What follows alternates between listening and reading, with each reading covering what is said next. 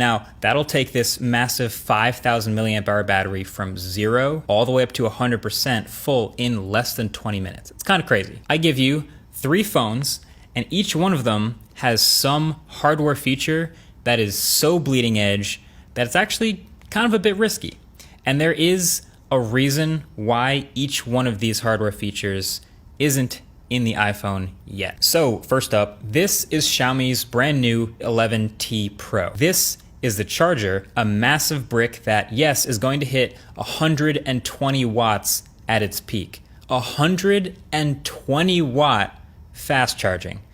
It's kind of incredible. Now, that'll take this massive 5,000 milliamp hour battery from 0 all the way up to 100% full in less than 20 minutes. It's kind of crazy. I know it's natural to have the concern that like something that could charge this fast would probably have just awful effects on your battery after a year of use or something like that. But Xiaomi, of course, has considered this. They actually had a slide up during their presentation for this phone that directly addressed that, showing they expect about 80% battery health after 800 charge cycles, which they say is actually better than some other flagship phones. Now, I don't know if I buy that it's going to be better than other flagship phones, but 20% degradation after 800 charges, which for context is about 1 full charge a day for 2 years straight.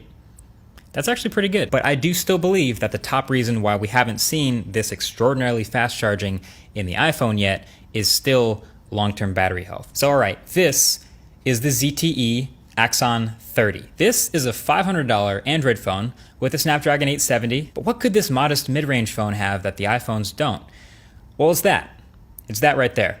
That is the new second generation under display selfie camera, and it is way better than the first one. To my eye, honestly, and the camera gets it pretty well, it's nearly invisible. Like, it's a huge improvement. And you can see it looks like they've doubled the pixel count in the rectangular cutout, so now objects and sharp text passing through this area are only mildly pixelated this time.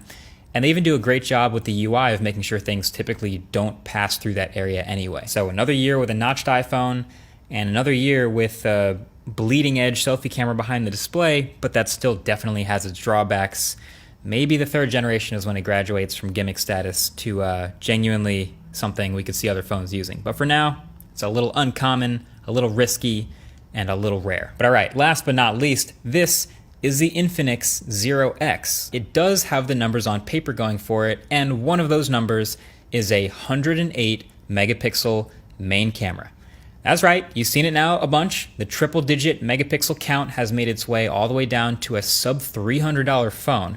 It means almost nothing about the actual quality of the photos coming out of this phone, but it's still pretty impressive. But Apple has stuck with the same 12 megapixel resolution for the rear camera on the iPhone since the iPhone 6S. Now, what I'm not saying is that Apple just needs to jump to a 100 megapixel camera. No, I kind of doubt they'll ever do that, actually. But what I am saying is I would really like to see, and I've always been curious what Apple could do with a bit more resolution. Let me know in the comment section below which of these features you'd be most interested in seeing in a iPhone 14 or 15, somewhere down the road.